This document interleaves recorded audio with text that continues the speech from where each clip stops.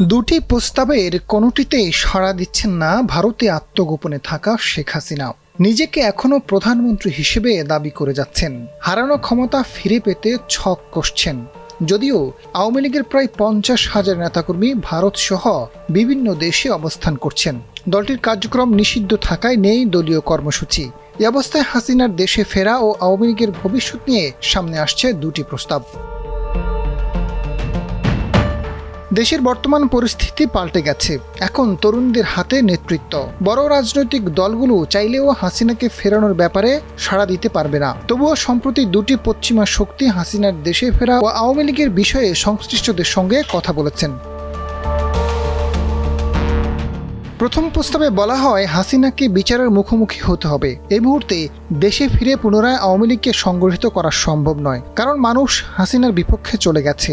গণহত্যার দায়ে তার বিরুদ্ধে ট্রাইব্যুনালে মামলা চলছে। অতি দ্রুত দালালিক প্রমাণ সহ একাধিক অভিযোগে দণ্ডপ্রাপ্ত হতে পারেন। এ অবস্থায় তার দেশে ফেরা খুবই কঠিন। মিরাকল কিছু না ঘটলে অবস্থার কোনো পরিবর্তন হবে না।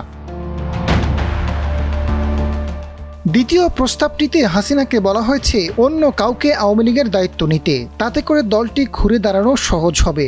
1975 সালে বাকশাল গঠনের পর আওয়ামী লীগের অস্তিত্ব বিলুপ্ত করা হয়েছিল। 15 আগস্টের পট পরিবর্তনের পর প্রেসিডেন্ট জিয়াউর রহমান পুনরায় দল গঠনের সুযোগ দেন। বেগম জোহরা তাজউদ্দিনের নেতৃত্বে আওয়ামী লীগ সংগঠিত হয়। হাসিনা তখনও ভারতে অবস্থান করছিলেন। দুটি প্রস্তাবের কোনোটিতেই সম্মত নন হাসিনা। তিনি নিজেকে এখনও প্রধানমন্ত্রী ভাবেন। যদিও বিদেশে অবস্থানরত আওয়ামী লীগের নেতাকর্মীরা নতুন করে দলকে সংগঠিত করার পক্ষে মত দিচ্ছেন। নাম প্রকাশ না করা শর্তে আমেরিকায় অবস্থানরত এক নেতা জানান, বাস্তবতা না মানলে দলের দশা হবে মুসলিম লীগের মতো। মুসলিম লীগ নামে কোনো দল ছিল, এটা অনেকেই জানে না এখন।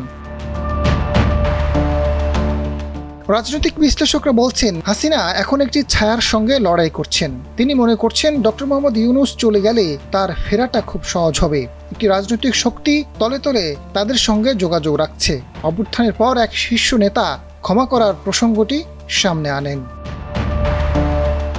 আজাদ ফারুক, ডেস্ক রিপোর্ট, সময়ের আলো।